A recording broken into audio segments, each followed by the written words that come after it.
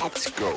You're listening to Making Data Simple, where we make the world of data effortless, relevant, and yes, even fun. Podcast listeners, Al Martin here. I am having another great day.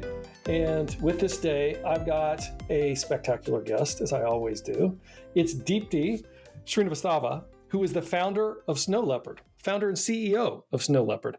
And this is a company that's helping enterprises connect AI directly to data sources for real-time access, no ETL or no RAG required. Some of you might find that shocking, and we're going to walk through it. That's retrieval augmented generation, right? I know Deepti has held roles within Google, at Oracle. Right now, she's helping companies rethink how data flows into AI, which is right up our alley. We always talk a little bit about AI. We just can't get off of right now. It's the topic of the day. It'll continue to be the topic of the day for some time. Deepti, thank you so much for being here. I understand you're from San Francisco. Is that where you live right now? Yes, I do. Thank you for having me. San Francisco, and you said it's the coldest summer that you've been a part of or something? Yes, that's what I read in some report, I think a couple of days ago, that San Francisco is having its coldest summer, which I think it's always a little bit cooler than I need it to be or want it to be. So it's overcast and it actually rained, which is not a typical summer thing. So yeah, here we are, people. So where are you from originally? That's a very good question.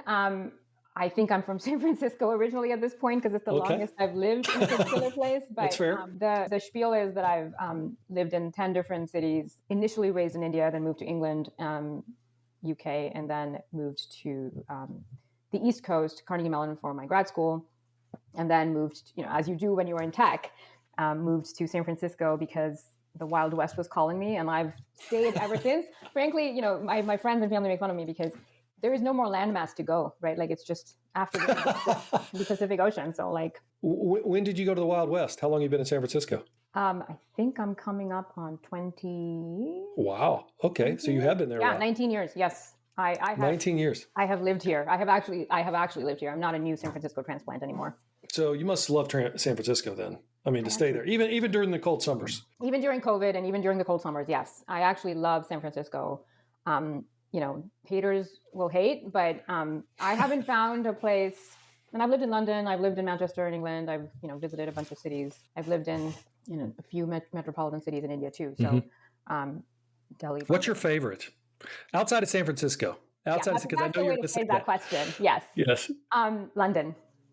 London. Why London? Tell me. It's got a confluence of cultures, and it literally is in the center of like all of the different populations and whatever in the world, right? And so you just get to see more people of different types.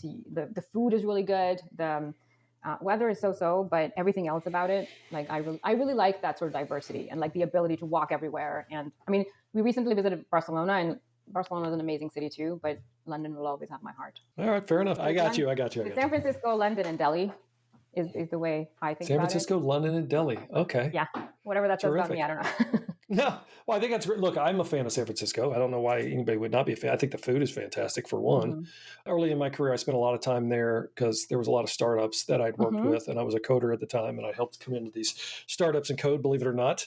So I spent a lot of time there, and it was always funny to me is everybody or many would come into San Francisco, and it's so warm during the day, and then so cold at night.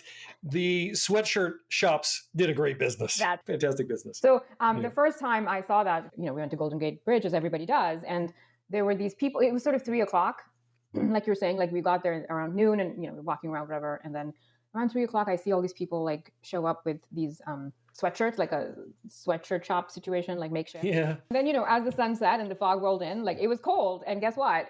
People needed to buy those sweatshirts because they weren't prepared. Like people from South Bay, like come to San Francisco and then aren't prepared because it's so hot. Like there's a 15 to 20 degree Fahrenheit variance between San Francisco and like 3 miles outside of San Francisco or 5 miles outside. I know, it's crazy, right? Yeah. So it's really totally. funny. Yeah.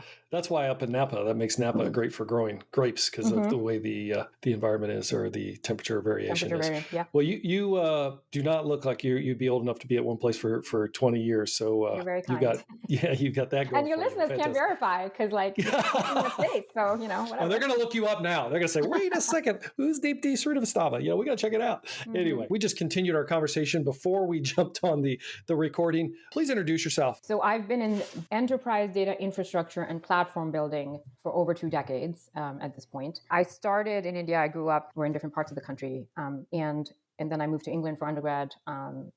Did my undergrad in computer science.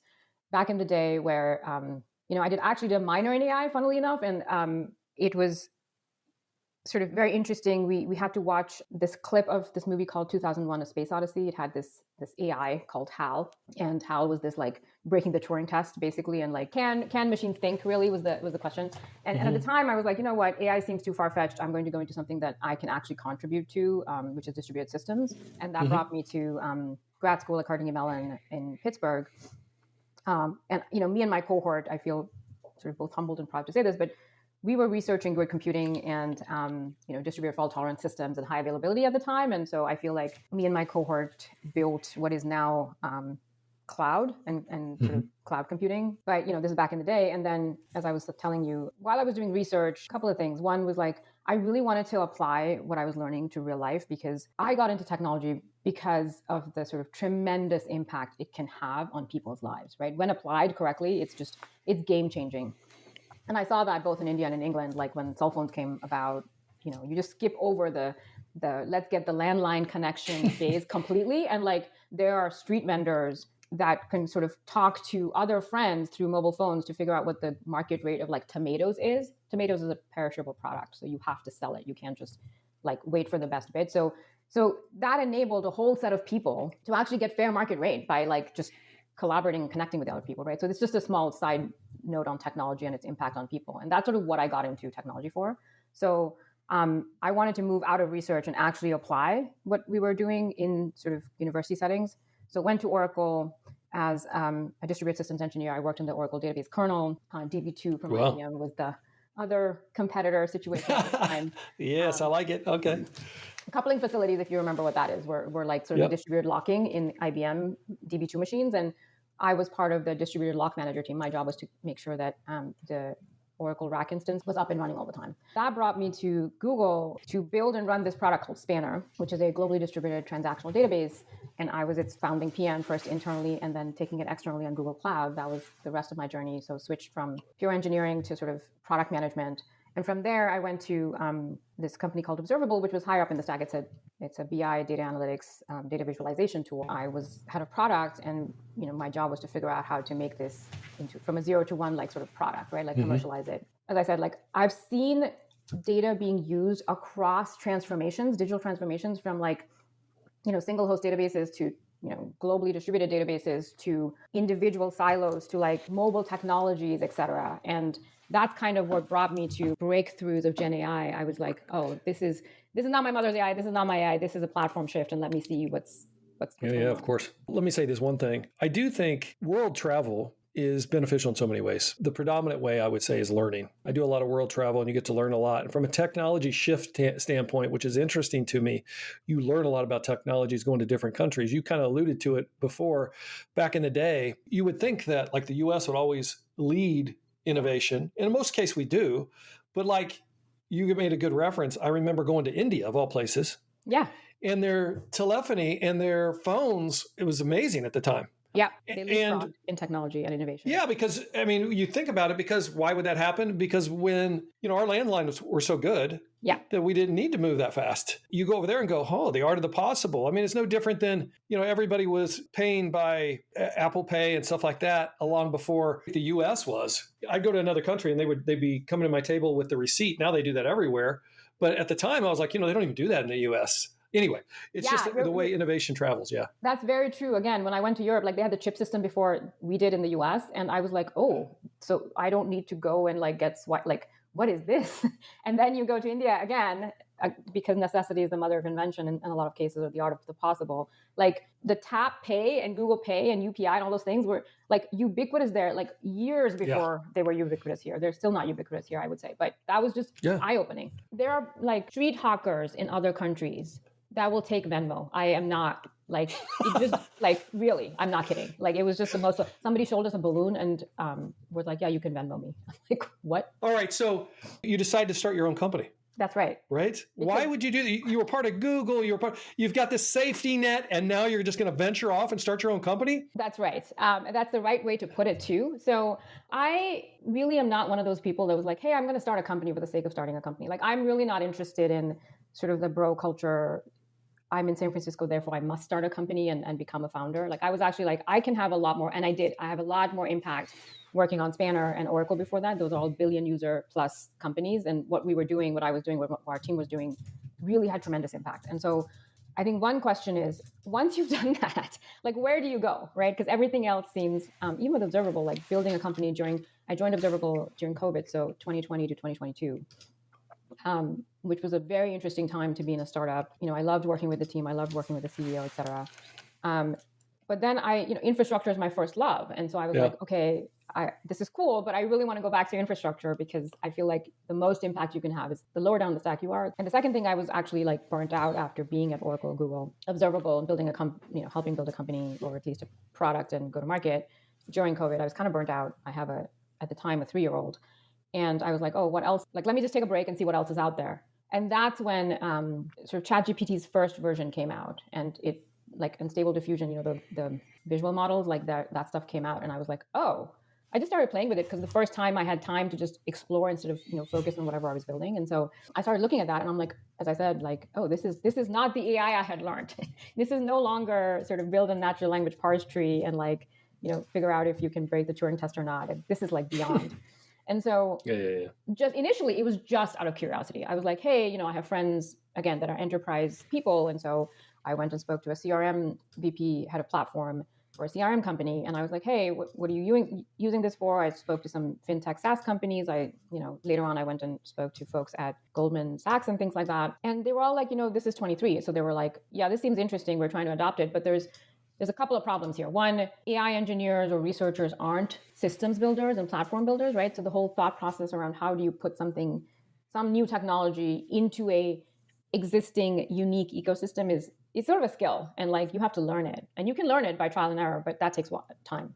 And then the second thing was, when I looked closely, I was like, chatting with your PDFs is great. Any new technology is not going to have impact unless it's part of the critical path of businesses and decision making. And how do you do that? Most of the time, that data is locked away in, lo and behold, the systems that I have built for 20 years, right? Like in databases, SQL databases, document databases, but mostly like structured operational data sources. And so if you cannot connect this new tool with your operational data sources, which help you make decisions, you're not going to adopt this. That was my key sort of like, it just bothered me that nobody was looking at it. And initially I thought, oh, Google will solve it, Databricks will solve it, whatever. And then I was like, you know what? They'll only solve it for their ecosystems. But the problem is bigger because each enterprise, I'm sure IBM as well, has a unique ecosystem of technology architecture. And every even small to medium business has multiple data silos, right? And the data you need to make decisions to move your business forward is split across these.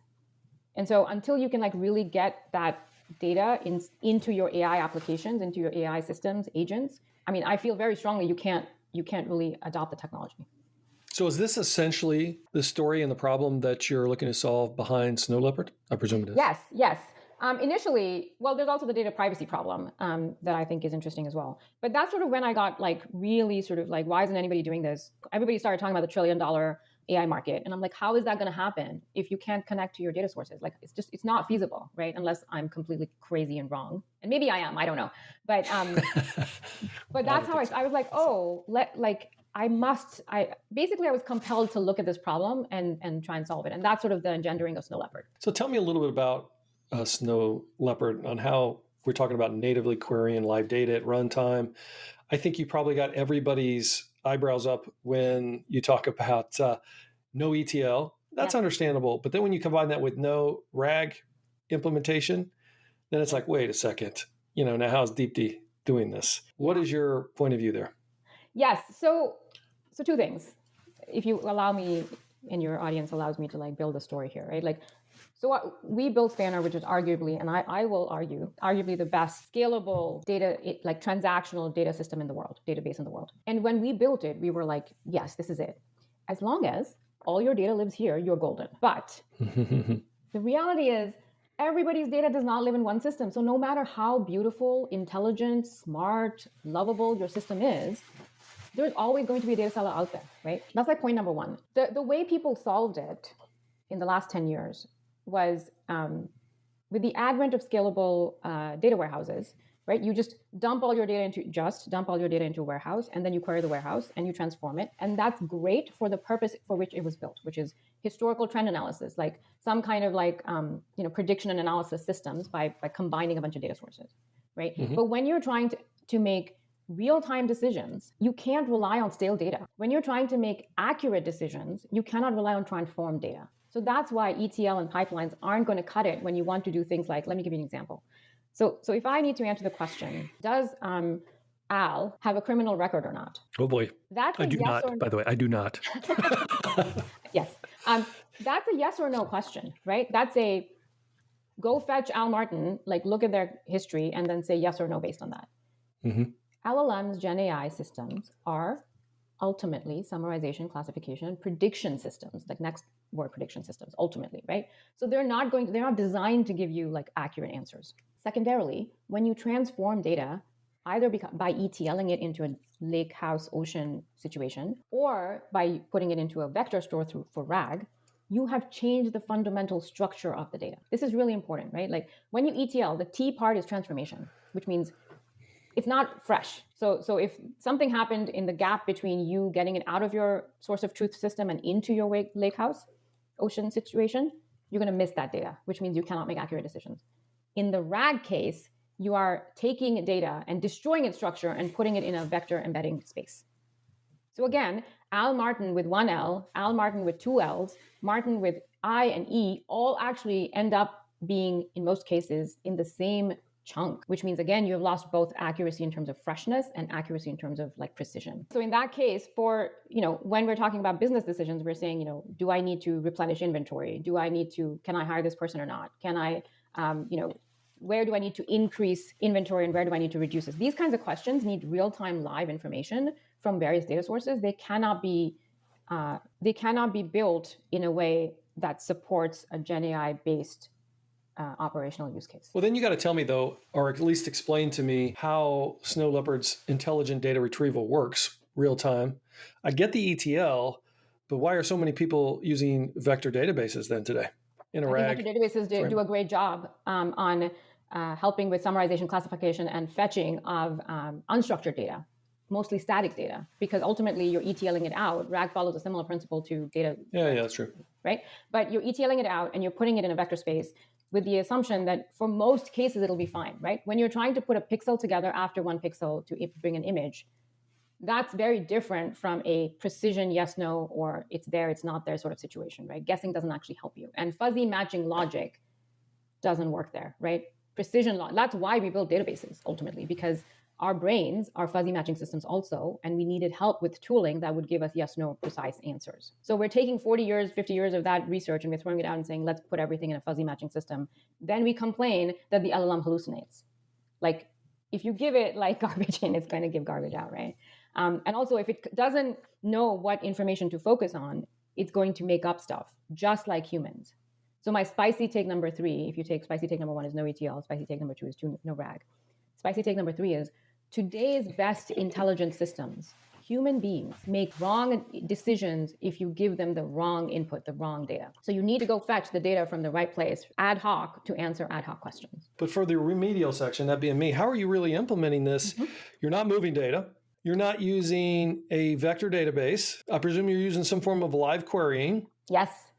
Federation. But then, so it's kind of federated, but we've got federated databases. So what makes yours different? And how are you handling the latency and some of the reliability challenges that live querying can bring to the table? Yeah, so thank you for that question too. I think the point I was trying to make was these things, like I'm not anti-RAG. I think RAG is great for, as I said, unstructured and that's fair. And static-ish data, like PDFs, right? Your HR docs don't change all the time. Your support docs don't change all the time. Your legal docs don't change all the time, right? So I just want to be clear that I'm not poo-pooing on it. I'm just saying that doesn't work for live, like making real-time decisions. It doesn't work for making real-time decisions. And most operational decision-making relies on live data. That's kind of why I said human beings make the wrong. If I tell you that X is the president of the country, but Y is the president of the country, then you're going to make different decisions because you didn't realize that the president of the country had changed if you were in a coma for 6 months, for example, right? Stale data is dead data, in my opinion. So now answering your question, the key here is Snow Leopard is a combination of deterministic data retrieval. So we use a combination of LLMs for what LLMs are good for, which is classification, summarization, and general finding patterns, right? And we use what is known already, to your point, like actual deterministic query building and query validation. But does that mean to say that you're not seeing changes? I mean, so these are more static systems than... No, we are. So the way I can talk about how Snow Leopard work, I just wanted to tell you that we're using a combination of Gen AI and already known, data system building practices, right? Mm-hmm. Because I think the key here is everybody thinks the LLM will solve everything, right? Text to SQL will solve everything. And if we actually have a blog post benchmarking vanilla LLM plus MCP and Snow Leopard, and we're like 95% accurate for our customers' data versus vanilla LLM plus MCP, which is like between 50 and 70% accurate, right? Depending on how much data you want it to see. So I think the point is Snow Leopard achieves accuracy and consistency because we use sort of deterministic and systems building principles. Now, the way Snow Leopard works is basically we look at a question that you ask. So we take an input of a query, a question. What type of system is going to be the best to answer that question? We build the SQL query for the native interface in situ. Then we go fetch the data from that system, and then we return it. So we're intelligent routing to the right data source based on the question that comes in. We are building natively for that system. We are fetching data without moving it from that system. This is the federation piece. And then we're returning that data to you. Databases with federation exist for very specific databases. It's not an ad hoc situation. So for example, like I wrote the PRD with my colleague on federating between Spanner and BigQuery. Mm-hmm. Now, I'll tell you, because each system is so different and designed so differently, trying to use a single pane of glass, using one type of normalized way of doing something, denormalized way of doing something, actually loses that system's structure and accuracy. So trying to unify everything actually doesn't work. My personal experience shows that unification across multiple different data sources doesn't actually work. So the thing you have to do is actually federate, for real, actually go build for Postgres, for MySQL, for BigQuery, for Snowflake. But what about latency in that equation?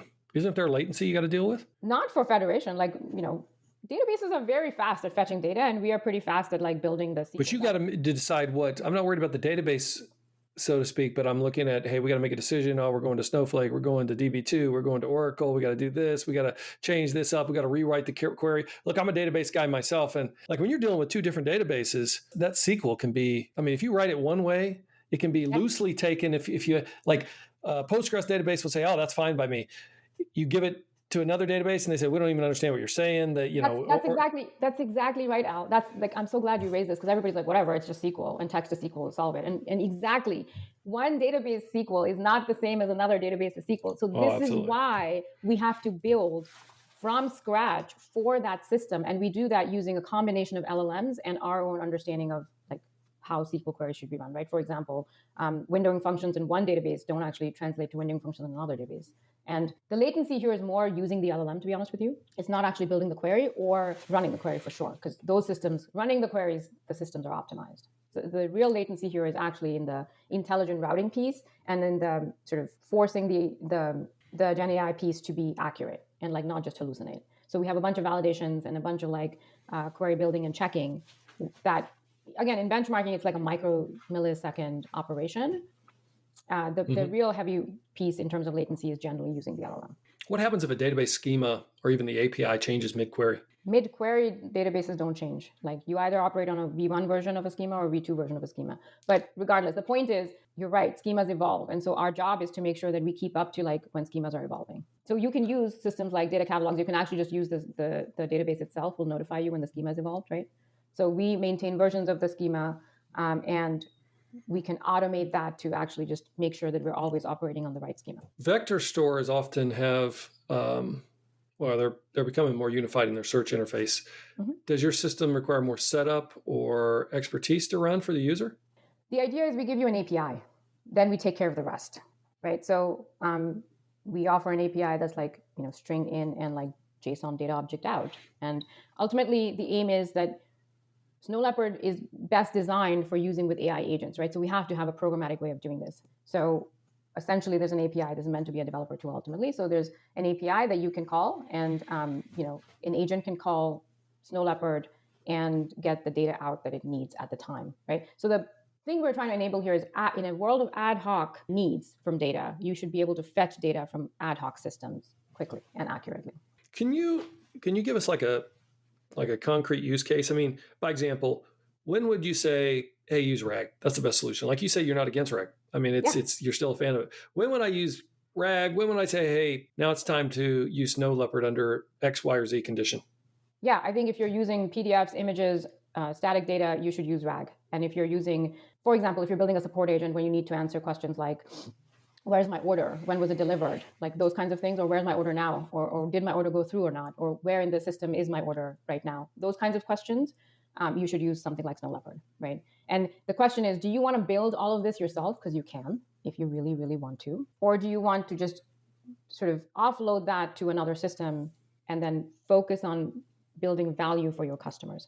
So this is the similar argument to cloud, right? Do you want to build the cloud yourself using VMware and racks and colos, or do you want to just use a cloud service or a cloud provider and let them handle all of the management and messing around of things, and you build the system on top of it, the application on top of it? How does Snow Leopard scale, given there's hundreds of data systems out there? Although you could make a case that there's predominantly X number of databases that are used predominantly, but there's a lot of data stores out there. And the second part of that question, what's on your roadmap? What should folks see in the future? Yeah, great question, and you answered it, right? Like when I actually go out and survey the... Damn it, I hate it when I answer my own question. No, that's great. I think this is why it's fun to talk to people who understand data, because frankly, there are 3 systems right now that people really care about. Every time I ask people, do you want a fourth? They're like, yes. I'm like, will you use it? They're like, no. So the answer here is, this is actually very true for Salesforce. Everybody's very excited about Salesforce. When I'm like, okay, do you want Snow Leopard to talk to it? They're like, no, actually, we don't need it right now. But can you do it? And I'm like, yes. So I think the real answer here is scale and sort of setup challenges I am not worried about. We know how to do them, right? Building a connector is not hard. And in the world of MCPs, as they get more ubiquitous, it'll actually be easier for us to do that. The real challenge is in understanding the semantics of the data. That is what Snow Leopard does better than anybody else. That is what makes us accurate, right? So we come in and understand the semantics of your data, and we automate that so that you can get better than vanilla answers for quote unquote text to SQL, right? Like we're actually focused on accuracy and consistency for your AI agents. Is there any implication to the world of AI agents that's we're heading to, unless you believe, hey, we're not really There's some people that don't believe that, we'll head in that direction. AI agents. That's why we have a programmatic API. So the real thing here is, the world of agents is actually coming online now. And we feel Snow Leopard is very well positioned in terms of timing because, again, we offer an API that should be able to be connected to any AI agent. So in fact, if your listeners are building agents and really want to connect to like real data, like in their databases, like I would love to talk to them, right? But that's sort of why we are building Snow Leopard. So that in an agentic world, data access just becomes a matter of talking to Snow Leopard, and Snow Leopard connects to all of your data sources in the backend, right? Whether it's API or SQL or something else, right? Including RAG, because vector stores are also a type of data store. Well, I got a few other questions as I kind of wind down here. But before I do, anything that you wanted me to ask that I failed to do so? Anything that the users... I think this is a fun conversation for me because I actually care about, how in the world of AI is data going to make sense? And so I think we're covering that. The other thing I will say is we're doing a few public launches so that people can experience this for themselves, because frankly the problem becomes, with enterprise data, nobody touches it, so you don't actually know how to derive value from your own data for these types of systems, right? So depending on when this goes out, like we're actually doing public launches of we have a Discord server where we have stood up Postgres and BigQuery databases that are open source, and you can chat with them through Snow Leopard. Now we are not a chatbot, but it's just a way to showcase what you could do with your own databases. So I would love for folks to check that out and give us feedback on that. You can always go to snowleopard.ai and like Discord and, just start exploring data. But, schemas are open source. The data set is open source. So people can see here's a Postgres database and here's how it translates to just, I open Snow Leopard and start talking to it. Maybe you just said this, but just to restate again, the easiest way to get started, just repeat one last time. If I'm like, oh, this is kind of interesting, how do I test this out? Could you repeat again? What's the easiest way to get started for the listener? Go to the website, try it out on Discord. And if you're interested in using it with your own data, talk to me. How long will that take, do you think? I mean, is it a 15-minute thing? Is it like, okay, I got to roll up my sleeves, whatever? I'm just trying to For set the Discord, expectation. it's like 5 minutes. You just log into a Okay. Discord server. Like, yeah, start All right. Discord. And you gave the Snow Leopard website. What any contact for you? Where's the best way to get in touch with you? Deepti@snowleopard.ai. Okay. I feel good about people reaching out to me directly. I haven't reached the point where I need to put gates in between that. But we're actually looking for fantastic. design partners too. And so if folks are actually interested in building with us, we'd love to work with you. That's awesome. So are you bootstrapping this yourself? I mean, how's this working? Yeah, that's a really good question. As a solo founder, I wanted to make sure, first-time solo founder, I wanted to make sure that there was validation of this in the market. And so, I validated it with a bunch of folks who were trying to build these kinds of things. And then I actually raised institutional capital for two reasons. One, for validation and sort of making sure I could, what I was building made sense, right? The second, because I wanted to build a team where I could honor them and actually give them salaries and stuff instead of saying, hey, just believe me. I don't like that. I don't like that. Yeah, that's a little harder. Yes. So how big, do you mind me asking, how big is your team now? I mean, I know you're a startup here. I mean, this is, it's very interesting. We are a very early stage startup. As I said, we're working on with design partners right now, and we're doing some public stuff. We have a team of 6, including me. So we have 5 engineers. So did you do most of the initial code? No, I worked with a couple of folks to build the original prototype. Mm-hmm. I'm going to be honest with you. I am not I do PR reviews, for example, and things like that, but I'm not as effective coding anymore than I used to be. And also I want to focus more on making sure we're building stuff that delights users, right? So you're running a business, you're client oriented, and you're getting the builders behind you to make it a reality. That's right. Builders that actually care to make a difference in the new platform shifted world. So that's a great question in and of itself. How do you attract some of the best talent when you're saying, hey, you got to take a little bit of a leap of faith here? This is a very early stage startup. What is the attraction? I mean, how do you get top talent under that condition? Actually, that is the only way to get top talent is to say what they're building is cool. Because frankly, competing with OpenAI and Google and Anthropic is impossible, right? You cannot compete with them on sort of equity in terms of packages, right? In terms of salary and compensation. So the real thing we're doing, and this is why we've been able to attract talent, is help us make AI a reality for enterprises, for businesses. Because there are two things. One, I don't think of AI as the way I talk about it is I'm less worried about Terminator and I'm more worried about where my order is. So I think of AI as a tool. And so for a tool to be useful, it has to be incorporated into businesses and into the way businesses work. It has to change the way businesses work in a fundamentally positive way. Yeah, I like that. I mean, so you find the people that say, hey, I believe in what we're doing here. I want to be in part of something big. And, if you go to, to one of the places you mentioned, whether it's Anthropic or otherwise, you're one of many. You're going to make money, but I don't know that you're going to get quote unquote rich in the sense of really doing something start to finish that nobody else is doing.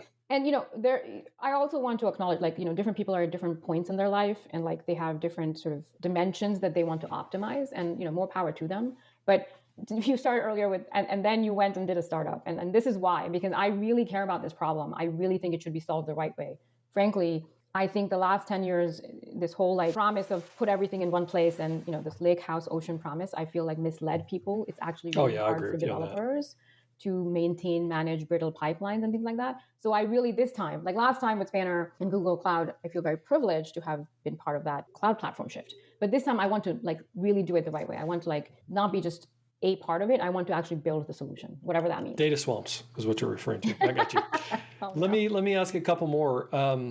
What's the most surprising part of this journey as a founder so far? Oh, that's a good question. How much it changes every day. I know all this, you can read all this in books. It's very up and down and left and right. And you really have to check in with yourself and believe, capital B, believe. Because especially early on, now I feel, with a team, with what we're building, with validation externally, it's, I can see it. But earlier it was just me and this idea and then, the two folks with me. And I think you really, really have to dig deep and make sure that what you're doing, you really believe in and you think it's the right thing to do.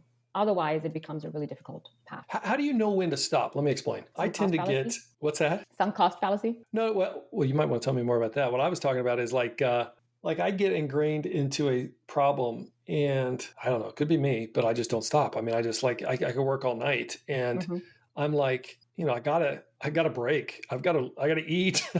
I mean, and if it's your company and you got this passion, Yeah. I guess it goes back to my original question. How do you know when to stop and say, all right, enough's enough. I need to break. I need to be with family. And that ties into a woman in technology. Yes. And you said you had, at least I heard, one child. One, yes. Mm-hmm.